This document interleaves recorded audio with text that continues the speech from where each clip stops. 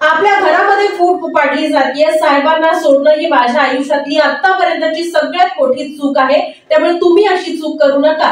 एका मोठ्या कार्यक्रमामध्ये महाराष्ट्र राज्याचे उपमुख्यमंत्री अजितदादा पवार यांनी एकंदरीतच कबुली देऊन सगळ्यांच्याच चर्चेला पुन्हा एकदा मोठं उधाण दिलंय। राज्यातील विधानसभा निवडणुकीआधी राजकीय समीकरण बदलताना दिसतात। शरद पवार गटात अजित पवार गटातील नेत्यांनी प्रवेश केला असून येत्या काळात ही बेरीज सुरू राहणार आहे, त्यामुळे अजित पवार यांचं टेन्शन वाढल्याचं दिसून येते, अशी चर्चा गडचिरोलीचे नेते, राज्याचे अन्न औषध प्रशासन मंत्री धर्माराव बाबा आत्राम यांची लेक भाग्यश्री आत्राम हलगेकर लवकरच राष्ट्रवादी शरद पवार गटामध्ये प्रवेश करणार आहेत, यावरून राजकारण तापलंय।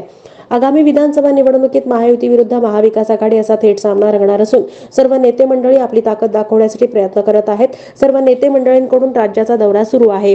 अजित पवार यांची जनसन्मान यात्रा सध्या विदर्भातील गडचिरोली येथे आहे आणि या दरम्यान त्यांनी माध्यमांशी बोलताना प्रवेशावर प्रतिक्रिया दिली आहे। ते म्हणाले, वडिलांचं जितकं प्रेम आपल्या लेकीवर असतं तेवढं लेकीवर प्रेम कोणीच करू शकत नाही। असं असताना तुम्ही घरामध्ये फूट पाडण्याचा प्रयत्न करत आहात, हे बरोबर नाही। समाजाला हे आवडत नाही, याचा अनुभव आम्ही पण घेतलाय। साहेबांना सोडणं माझी मोठी चूक होती आणि ही मी मान्य केली, असंही अजित पवार म्हणाले।